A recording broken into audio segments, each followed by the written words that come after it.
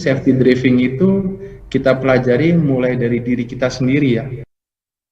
Sebelum kita mengendarai kendaraan, itu alangkah baiknya itu kita melakukan beberapa pengecekan di bagian di sekeliling kendaraan ya.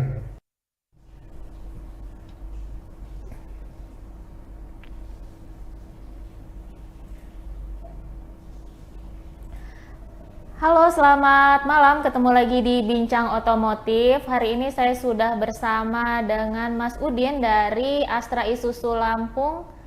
Halo, Mas. Halo Mbak, selamat malam. Malam, Mas. Ini Mas Udin ya. Ini sebagai apa, Mas, di Astra?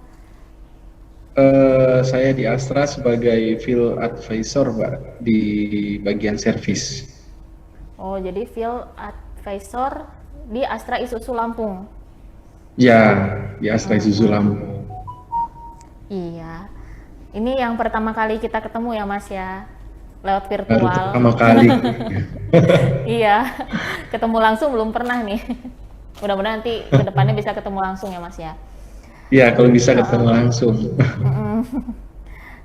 Nah, Mas, kita langsung aja, Mas ya. Kan ya mungkin Mas Udin ini juga tahu ya, pernah ada 2 kejadian itu kendaraan itu yang menabrak banyak kendaraan lain, ada sepeda motor, ada mobil gitu dari belakang. Nah, ya itu kalau nggak salah itu udah 2 kali ya, Mas ya, kejadian ya. Dan kendaraan yang menabrak itu bukan kendaraan kecil ya, kendaraan besar gitu. Ya, kendaraan besar. Nah, Mas, untuk itu Mas, hari ini kita semua ya sama-sama mau dengerin tips atau edukasi lah dari Mas Udin gitu. Gimana sih berkendara yang aman gitu supaya kejadian yang serupa itu tidak terjadi lagi, Mas? Baik Mbak, terima kasih sudah memberikan saya kesempatan untuk membicarakan mengenai driver yang baik dan benar, kemudian yang aman dan terhindar daripada yang namanya kecelakaan atau insiden ini. Jadi biasanya kalau kita sebelum mengendarai itu ada yang biasanya kita sebut dengan safety driving. Jadi yang namanya safety itu kita mungkin paham lah dengan bahasa Inggris yang satu ini ya, di mana safety itu merupakan dari keamanan ya, keamanan. Kemudian driving itu adalah pengemudi ya, pengemudi bagaimana cara mengemudi yang baik dan aman dan kendaraan tersebut dapat selamat sampai ke tempat tujuan. Jadi untuk bagi pengendara yang ingin kendaraannya tersebut aman, kemudian terhindar dari yang namanya insiden, ada beberapa yang perlu dilakukan sebenarnya sih Mbak untuk ininya, untuk safety-nya. Yang pertama itu dari driver itu sendiri ya. Jadi untuk safety driving itu tidak hanya dari kendaraan ya, itu dari si driver itu sendiri, dia juga harus safety. Kemudian yang kedua itu memang dari kendaraannya. Untuk dari driver sendiri, itu dia itu harus yakin ya. Jadi bagi seorang driver itu harus bisa meyakinkan bahwa kendaraan tersebut layak digunakan, kemudian dia pastikan yakin, kemudian dia aman, kemudian dia bisa meyakinkan lagi bahwa kendaraan tersebut dapat selamat sampai ke tujuannya.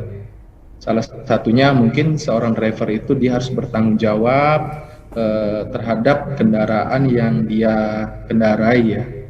Ya contohnya kalau misalnya driver yang kondisinya lagi ngantuk ya, kemudian dia lagi fatigue ya, kelelahan yang berlebihan, itu kan tidak baik pada saat dia mengendarai kendaraan ya, itu dapat membahayakan orang lain ya.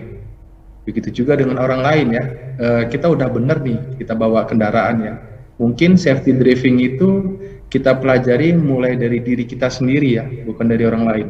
Terkadang itu ya Mbak, kita itu bawa kendaraan itu sudah benar ya, tapi malah kita ditumbur sama orang lain gitu. Mungkin pernah kita mengalami seperti itu ya. Kita udah belajar, tapi orang lain belum mengetahui safety driving itu seperti apa. Nah, mulailah kita sekarang mempelajari safety driving agar kita tidak terhindar dari kecelakaan. Nah, yang pertama itu memang dari driver ya, dari driver. Sebelum kita mengendarai kendaraan, itu kita pastikan bahwa kendaraan yang kita gunakan itu memang tidak ada kendala ya, tidak ada kendala, aman ya. Kemudian kita bisa memahami kalau kondisi kendaraan kita itu memang tidak layak digunakan ya, seperti suara-suara yang didengar tidak baik ya, yang biasanya kita kalau menghidupkan mesin seperti ada suaranya yang tidak baik nih, kita mungkin memahami. Nah, itu kita harus konsultasi ke bengkel terdekat atau bengkel resmi. Kemudian yang kedua, pada sisi kendaraan sendiri, sebelum kita mengendarai kendaraan, itu alangkah baiknya itu kita melakukan beberapa pengecekan di bagian di sekeliling kendaraan ya. Biasanya kalau kita memakai kendaraan, itu kita langsung saja biasanya Pak. Jadi kalau misalnya kita mau pergi jauh gitu ya, kita ambil kunci, kemudian kita hidupkan dan kita langsung jalan aja itu sampai ke lokasi yang kita inginkan. Padahal kita tidak tahu di situ apakah bannya kempes, kemudian apakah solarnya habis gitu ya. Kita tidak memahami seperti itu. Bahkan kadang itu bisa membahayakan diri kita sendiri. Jadi sebelum kita melakukan ini ya, perjalanan yang jauh ataupun dekat, ada beberapa pengecekan yang harus kita lakukan. Yang pertama itu ada beberapa sisi ya, sisi sebelah dalam, kemudian sisi kanan ya, sisi kanan, kemudian di bagian depan, kemudian di bagian kiri, dan di bagian belakang. Muter ya, kalau kita sebelum mengendarai kendaraan, alangkah baiknya kita lakukan pengecekan dengan berputar. Nah, contohnya seperti ini. Mulai di bagian depan, mulai di bagian belakang, dalam ya, dalam. Untuk di driver sendiri, itu ada pengecekan seperti di monitor panel ya. Pada saat kita hidupkan kontak, itu kita bisa lihat kondisi di meter case-nya itu, apakah dia ada bahan bakar ya, apakah dia ada problem seperti lampu mesin yang menyala gitu ya. Nah, seperti itu. Terus langkah yang kedua yaitu ketika kita keluar dari pintu, kita bisa ngecek di bagian sisi kanan. Nah, pada saat kita ngecek di sisi kanan itu, kita bisa lihat kondisi pintu seperti apa, kemudian ban seperti apa, apakah ban itu kempes ya, ataukah ada problem pada bagian pelek dan yang lain sebagainya. Kemudian yang di bagian depan itu kita juga bisa ngecek di bagian mesinnya. Nah, kita bisa buka kap mesin ya di bagian depan, kemudian kita bisa melihat jumlah air radiator, kemudian jumlah oli ya, kemudian kita juga di bagian depan itu bisa melihat seperti elektriknya ya, kayak lampu-lampu, kemudian wiper ya. Wiper itu untuk menghindari pada saat hujan ya, hujan yang menempel, air yang menempel pada kaca itu tidak terganggu gitu. Kemudian pada sisi kiri juga ya, pada saat kita berputar ke sisi kiri, kita juga bisa melihat di bagian kiri apakah ban terdapat kerusakan pada pelek, kemudian kempes. Dan selanjutnya pada sisi belakang kita juga bisa melihat lampu. Nah, lampu itu apakah dia putus ataukah tidak ya, kita bisa lihat pokoknya di sisi bagian belakang, kemudian masuk lagi ke sisi kanan dan masuk ke dalam mobil. Nah, itu kalau seandainya kita biasa lakukan dalam kehidupan sehari-hari ya, untuk melakukan perjalanan itu akan aman sebenarnya. Nah, jadi bagi teman-teman yang ingin mengendarai kendaraan, lakukan hal yang mudah dulu yang kita lakukan ya. Kadang-kadang kan kita dianggap sepele hal seperti ini ya. Kita langsung bawa kunci, kemudian bawa kendaraan, tidak tahu kalau misalnya bannya terjadi kempes gitu. Jadi itu sangat membahayakan diri kita sendiri. Terus untuk yang ininya, untuk di bagian kendaraannya ya, itu ada beberapa pengecekan ya, pengecekan seperti di daerah mesin ya, mesin dan yang lainnya, itu yang biasa kita sebut power. Jadi power itu ada singkatannya Mbak ya. P itu adalah petrol, kemudian O-nya itu adalah oil, kemudian W-nya itu adalah water ya, kemudian E-nya itu adalah elektrik, dan yang terakhir itu adalah R ya, rubber. Nah kalau dia petrol ini kita bisa tahu gitu bahan bakar kita itu cukup apa enggak gitu sebelum kita mengendarai kendaraan. Kemudian untuk yang oil sendiri itu kita bisa tahu tuh di bagian depan itu apakah mesin ini olinya cukup atau tidak ya. Kadang-kadang hal yang sepele ini kadang kita lewatkan. Jadi kalau misalnya oli tersebut kurang ya, kita main bawa-bawa aja bakal menyebabkan biaya yang sangat besar ya. Padahal yang sepele, kita hanya ngecek, kemudian terlewat ya, hingga menimbulkan panas yang berlebihan pada mesin, sehingga menyebabkan engine tersebut mengalami kerusakan dan biaya tersebut semakin besar. Kemudian yang untuk W-nya itu adalah water ya, air ya. Nah di dalam mesin itu ada namanya sistem pendingin. Nah sistem pendingin tersebut kita tidak lupa juga untuk melakukan pengecekan, karena air tersebut merupakan pendinginan yang ada di dalam mesin ya. Nah ini juga hal yang sepele ya, yang mungkin kita abaikan, tapi untuk di kendaraan itu sangat dibutuhkan itu untuk pengecekan dari air tersebut. Kemudian untuk di bagian elektriknya, nah kita bisa memahami sebelum kita mengendarai kendaraan, apakah kendaraan tersebut lampunya mati ataupun tidak gitu ya. Jadi kita bisa mengetahui ya pada saat kita hidupkan, kalau kondisi malam tidak ada lampu sebelah, itu mungkin kalau kita yang bawa sih fan-fan aja gitu ya. Tapi kalau misalnya kita bawa mobil juga di bagian depan, yang terlihat di spion ke belakang itu dia hanya satu lampu, itu kita anggap hanya motor. Nah itu bukan mobil, jadi tidak terlalu terlihat maksimal ya, dan itu sangat membahayakan sekali. Makanya lampu itu sangat penting ya untuk ini ya, pengendara. Dan yang terakhir yaitu adalah rubber. Nah rubber ini karet ya, kalau bahasa ininya ya, Indonesianya itu bisa kita cek juga seperti ban. Nah ban ini memang krusial sekali ya. Kalau seandainya kira-kira ban tersebut sudah mau habis ya ininya, karetnya, kemudian kita khawatir menyebabkan kebocoran, itu kan sangat bahaya ya. Nah soalnya beberapa kejadian juga kita pernah mendengar ban pecah pada saat kondisi berjalan di jalan tol, itu menyebabkan kecelakaan ya, menyebabkan kecelakaan.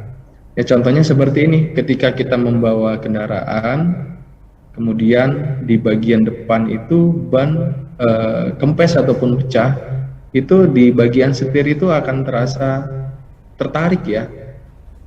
Nah misalnya pecah sebelah kiri ya, maka di setir tersebut akan tertarik ke kiri. Bagaimana kalau seandainya kecepatan kita itu di atas 60 km per jam? Itu sangat membahayakan sekali ya. Makanya sangat krusial sekali untuk ban pada kendaraan.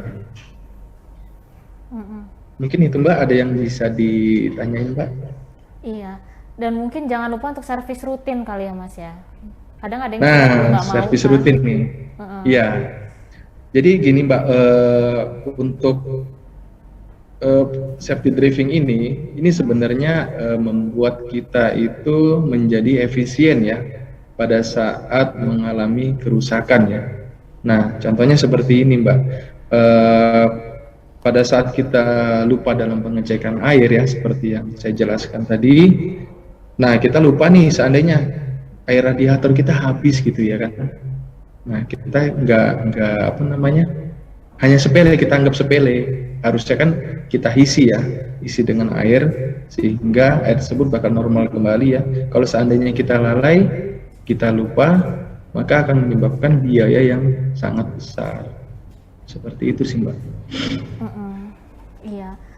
Nah Mas, mungkin ini untuk yang punya kendaraan Isuzu ya, atau yang berniat untuk punya kendaraan Isuzu. Nah itu layanan servis apa sih Mas yang diberikan Isuzu ini ke pemilik kendaraan Isuzu? Kalau untuk layanan servis di Isuzu, kita mempunyai bengkel Isuzu berjalan. Nah, bagi pemilik kendaraan yang memang tidak memiliki kesibukan yang sangat luar biasa ya Mbak, itu bisa kita kunjungi via telepon ya. Mekanik kita akan datang ke lokasi tersebut. Kemudian untuk konsumen yang memiliki jumlah unit yang sangat besar gitu ya, yang sangat banyak gitu ya, kita bisa menempatkan mekanik kita di lokasi customer ya. Jadi ketika servis itu mereka sudah ada di lokasi tersebut. Ya, itu bengkel Isuzu berjalan itu 24 jam nggak? Bengkel Isuzu berjalan kita itu saat ini berjalan 24 jam. Untuk jam 11 malam ya, misalnya ada problem pun kita masih berjalan untuk perbaikan unit di luar dealer ya. Kemudian untuk konsultasi mengenai kendaraan itu kita on call selama 24 jam. Nah, terkadang saya pun menerima keluhan, kemudian menerima problem gitu, itu di jam-jam yang tidak krusial sekali ya, kadang jam 1 malam, kadang jam 2. Kita tetap 24 jam. Iya. Kalau bengkelnya Isuzu yang di dealer itu bukanya tiap hari apa Mas? Kalau untuk bengkel Isuzu di dealer itu kita buka dari hari Senin, Selasa sampai dengan hari Sabtu. Untuk yang hari Minggunya kita on call. Ketika ada problem terus urgent ya, ada customer yang datang, itu kita bisa membuat jadwal di hari Minggu. Iya, itu bengkel Isuzu berjalan tuh termasuk sampai itu Mas ya, ke daerah apa sih yang pelosok-pelosok gitu ya? Kan rata-rata Isuzu ini kalau nggak salah mobilnya gede ya. Sekarang udah besar sekarang. Iya, itu sampai ya Mas ya ke daerah yang yang pelosok-pelosok gitu. Ya. Yang jauh dari keramaian. Kita untuk daerah-daerah yang masih di dalam jauh dari keramaian pun akan kita kunjungi. Terus bagi customer juga yang kadang-kadang dia memiliki jumlah unitnya banyak, kemudian memiliki problem yang jauh dari jangkauan ya, seperti Surabaya ataupun Medan, pun kita satu link juga untuk wilayah situ, dan kita bisa mampu untuk membereskan masalah problem customer di lapangan yang jaraknya sangat jauh dari lokasi pemilik kendaraan. Iya, nah itu Mas, itu layanan servis yang seperti itu yang dibutuhkan kan, karena kan dia kalau mau bawa mobilnya lagi kan was-was kan kayak gitu ya. Iya benar. Iya, terus ada lagi nggak sih Mas layanan servis yang memudahkan Mas? Kalau untuk yang memudahkan, di setiap sebulan sekali ya, kita itu ada field advisor yang akan berkunjung ke customer ya. Itu biasanya sebulan sekali atau 2 minggu sekali. Itu biasanya kita langsung berkonsultan kepada pemilik kendaraan, gitu. Bagaimana kondisi kendaraan saat ini, kemudian apa yang perlu kami bantu, gitu. Pada saat itu juga kalau mereka membutuhkan layanan servis, kita langsung menyiapkan mekanik kita ke tempat customer.